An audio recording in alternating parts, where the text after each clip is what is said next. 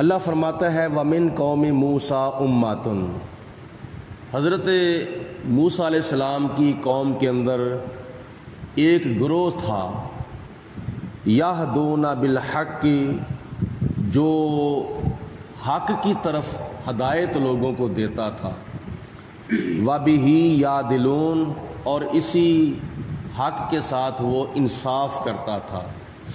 جناب موسیٰ علیہ السلام کی قوم کے اندر ایک ایسی جماعت بھی تھی جو بالکل حق پر تھی اور حق کی تبلیغ کرتی تھی اور حق کے ساتھ ہی لوگوں کے درمیان انصاف اور عدل کرتی تھی۔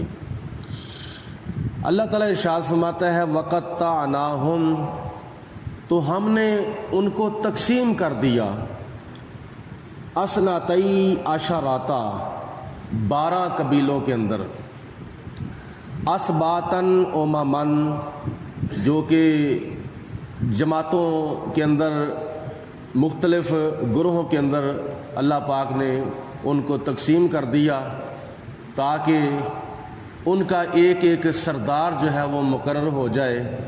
اگر ان میں کسی کے ساتھ جھگڑا ہو جائے تو ان کا سردار جو ہے وہ ان کا فیصلہ فرما دے۔ لاکھوں کی تعداد میں یہ قوم بنی اسرائیل کے لوگ تھے، اللہ پاک نے ان کو 12 قبیلوں کے اندر تقسیم کر دیا۔ وَأَوْحَيْنَا إِلَىٰ مُوسَىٰ، اور ہم نے حضرت موسیٰ علیہ السلام کی طرف وحی فرمائی۔ ایک ریگستانی میدان میں حضرت موسیٰ علیہ السلام کی قوم موجود تھی، وہاں پانی کی بوند تک نہ تھی اور پانی کی سخت ضرورت ان کو پیش آئی، تو جناب موسیٰ علیہ السلام کے پاس آئے کہ اے موسیٰ علیہ السلام، ہمارے لیے پانی کا انتظام کریں۔ نہ آسمان سے بارش برس رہی ہے، نہ زمین سے کوئی چشمہ نظر آ رہا ہے، اور نہ کوئی اور پانی کا انتظام ہے۔ تو پانی لینے کے لیے قوم حضرت موسیٰ علیہ السلام کے پاس آئی۔ اذ استسقاہ قومہ، جب قوم نے حضرت موسیٰ علیہ السلام سے پانی مانگا تو اللہ پاک نے ارشاد فرمایا کہ اے میرے پیارے کلیم، یہ جو آپ کے ہاتھ میں سوٹا ہے، اَنِضْرِبْ بِعَصَاكَ الْحَجَرَ، آپ نے اس سوٹے کو پتھر کے اوپر ماریں۔ حضرت موسیٰ علیہ السلام نے اللہ کے حکم پر عمل کرتے ہوئے اپنا عصا ایک پتھر کے اوپر ایک مرتبہ مارا، تو دل کے اندر خیال تھا کہ میری قوم کے قبیلے 12 ہیں، تو اگر ان کے لیے ایک چشمہ نکلا تو ایک چشمے کے اوپر کہیں یہ آپس میں لڑنا جھگڑنا نہ شروع کر دیں، لہٰذا یہ قوم کے قبیلے بھی 12 ہیں تو ان کے لیے پتھر سے چشمے بھی 12 ہی نکلنے چاہیے۔ دل کے اندر ارادہ تھا کہ 12 چشموں کی ضرورت ہے تاکہ ہر قبیلہ اپنا اپنا چشمہ جو ہے وہ کیا نام ہے پہچان لے۔ حضرت موسیٰ علیہ السلام نے جب ایک مرتبہ اپنا ایک عصا ایک پتھر کے اوپر مارا، فم باجاسات منہ، تو اس پتھر سے چشمے پھوٹ پڑے، اسنتا عشرۃ عینن، 12 چشمے۔ ایک مرتبہ عصا مارا اور ایک پتھر پر مارا تو اللہ پاک نے ایک پتھر سے 12 چشمے جاری فرما دیے۔ قد علم کل اناس، تحقیق ہر گروہ نے پہچان لیا تھا، مشربہم، اپنا اپنا چشمہ۔ یہ جناب موسیٰ علیہ السلام کے دل کا ارادہ تھا جو اللہ تعالیٰ نے پورا فرما دیا۔ وَظَلَّلْنَا عَلَيْهِمُ الْغَمَامَ، اور ان قوم بنی اسرائیل کے لوگوں پر ہم نے بادل کا سایہ کر دیا۔ وہاں کوئی درخت بھی نہیں تھا، کوئی اور مکان بھی نہیں تھا جس کی چھت میں رہ کر وہ لوگ اپنے آپ کو گرمی سے بچا سکتے، تو اللہ پاک نے فرمایا کہ ہم نے ان کے چھاؤں کے لیے اپنے بادلوں کا انتظام کر دیا۔ وَظَلَّلْنَا عَلَيْهِمُ الْغَمَامَ، ان کے اوپر ہم نے بادلوں کا سایہ کر دیا۔ بادل جو تھے ان کے اوپر تان دیے گئے، جیسے تمبو لگ جاتے ہیں تو سایہ ہو جاتا ہے، اسی طرح جہاں قوم بنی اسرائیل جس میدان میں رہ رہی تھی تو وہاں اللہ پاک نے بادل کا سایہ کر دیا۔ وَأَنزَلْنَا عَلَيْهِمُ الْمَنَّ وَالسَّلْوَىٰ، اور ان کے اوپر ہم نے آسمان سے من اور سلوہ نازل کر دیا۔ من اور سلوہ یہ جنتی کھانے ہیں، بنے ہوئے بٹیرے، تلی ہوئی مچھلیاں، پینے کے لیے پانی۔ ان کو کوئی کھیتی باڑی نہیں کرنی پڑتی تھی، کوئی محنت مزدوری نہیں کرنی پڑتی تھی، کوئی ان کو مشقت نہ اٹھانا پڑی تھی۔ تو اللہ پاک نے ان کے اوپر آسمان سے بنے بنائے کھانے جو تھے وہ نازل فرما دیے، من اور سلوہ نازل کر کے فرمایا کلوا من طیبات، کھاؤ ستھری چیزوں میں سے، ما رزقناکم، جو ہم نے تمہیں دی ہیں، وما ظلمونا، اور وہ ہمارے اوپر ظلم نہیں کرتے تھے، ولکن کانوا انفسہم یظلمون، وہ اپنے آپ کے اوپر ہی ظلم کرتے تھے۔ یعنی اللہ پاک نے جتنی زیادہ ان کو آسانیاں عطا فرمائی تھیں اتنی ہی ان کے اندر ناشکری اور بے قدری تھی۔ اللہ پاک کی ذات بابرکات کا شکر ادا کرنے کے بجائے انہوں نے کہا کہ ہمیں زمین سے جو چیزیں اگتی ہیں نا ہمیں وہ چاہیے۔ آسمان سے کھانا آتا تھا، نہ ان کو محنت کرنی پڑتی تھی، نہ ان کو مشقت اٹھانا پڑتی تھی، لیکن ناشکری اور بے قدری قوم آسمان کے کھانوں کو ٹھکرا دیا اور زمین سے وہ کھانے طلب کیے جو خود ان کو دانا پہلے بونا پڑا، پھر پانی دینا پڑا، پھر فصل کاٹنی پڑی، پھر بنانی پڑی، اس کے علاوہ کافی مشقتیں ان کو اٹھانا پڑی۔ تو یہ اپنے اوپر ہی ظلم کر رہے تھے۔ وَإِذْ قِيلَ لَهُمْ، اور جب ان بنی اسرائیلیوں کو کہا گیا اُسْكُنُوا هَٰذِهِ الْقَرْيَةَ، اس بستی کے اندر آباد ہو جاؤ، اس شہر کے اندر سکونت پذیر ہو جاؤ۔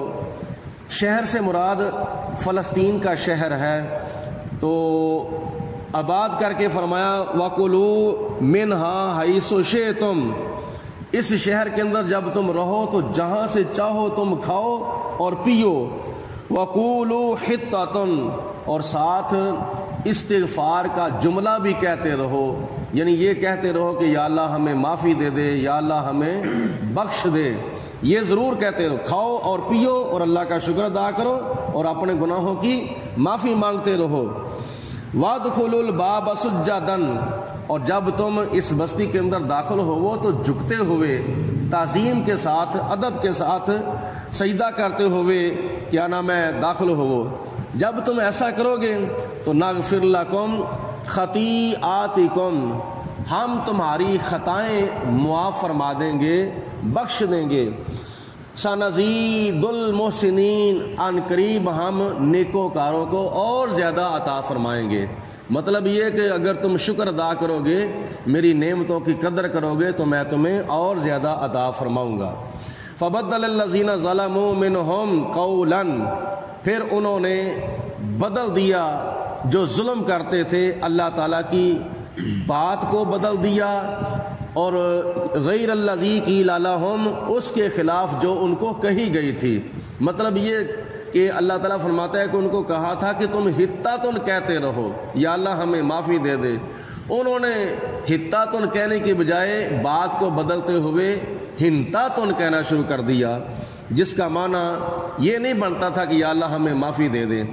اللہ فرماتا ہے کہ اس بات کو بدلنے کی وجہ سے فَأَرْسَلْنَا عَلَيْهِمْ رِجْزًا مِّنَ السَّمَاءِ، پھر ہم نے ان کے اوپر آسمان سے عذاب نازل کر دیا، بِمَا كَانُوا يَظْلِمُونَ، اس وجہ سے کہ وہ ظلم کرتے تھے، اللہ پاک کی ذات بابرکات کی نافرمانی کر کے اپنے جانوں پر ظلم کرتے تھے، اس وجہ سے ہم نے ان کے اوپر آسمان سے عذاب نازل کر دیا۔ وَاسْأَلْهُمْ، اے میرے پیارے حبیب علیہ الصلوۃ والسلام آپ ان سے پوچھو، عَنِ الْقَرْيَةِ، اس بستی کے بارے میں، الَّتِي كَانَتْ حَاضِرَةَ الْبَحْرِ، جو دریا کے کنارے کے اوپر آباد تھی، اس بستی کے بارے میں۔ یہ جو آپ کے زمانہ مبارکہ میں بنی اسرائیلی ہیں مدینہ شریف کے اندر، آپ ان سے پوچھو کہ اس بستی کا کیا بنا، اس بستی کا کیا حال ہوا تھا جو بستی دریا کے کنارے پر آباد تھی۔ اس بستی سے مراد وہ جگہ ہے جس کا نام تھا ایلا۔ اور از یعدون فی السبت، جب انہوں نے ہفتے والے دن سرکشی کی، ان کو نہ پکڑنے کا حکم تھا۔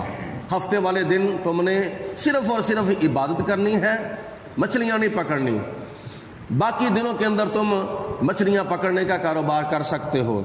لیکن اللہ پاک کی ذات بابرکات کی آزمائش کہ جس دن ان کو مچھلیاں پکڑنے سے منع کیا گیا تھا، یعنی ہفتے والے دن، اس دن مچھلیاں زیادہ تیرتی ہوئی آتی تھیں اور باقی دنوں کے اندر اتنی نہیں آتی تھیں۔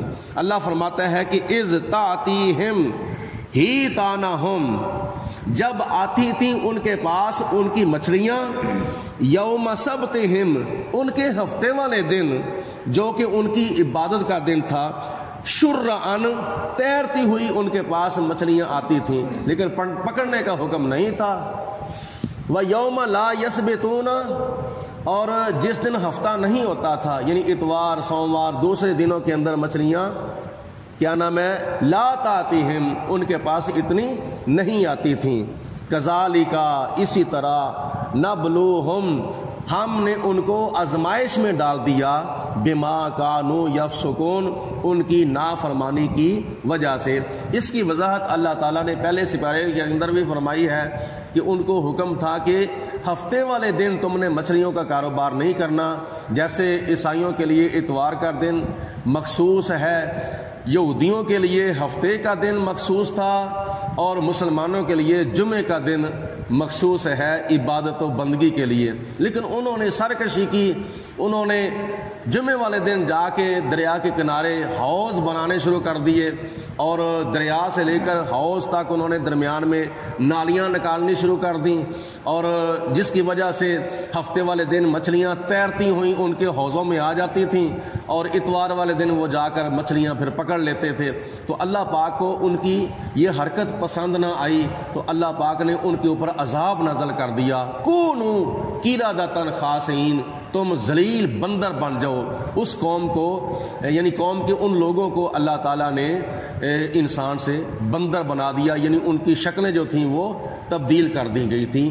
یہ اللہ تعالیٰ کے حکم کی نافرمانی کرنے کی وجہ سے، سرکشی کرنے کی وجہ سے اللہ پاک نے ان کو اس عذاب کے اندر مبتلا کر دیا تھا۔ ہمارے لیے جمعے کا دن عبادت کے لیے اللہ پاک نے مخصوص فرما دیا ہے، اور وہ بھی سارا دن نہیں۔ اللہ پاک نے فرمایا کہ جب جمعے والے دن تمہیں نماز کے لیے بلایا جائے تو تم اپنے کاروبار، خرید و فروخت چھوڑ دو اور خطبہ جمعہ کی طرف جلدی جلدی آنا شروع کر دو۔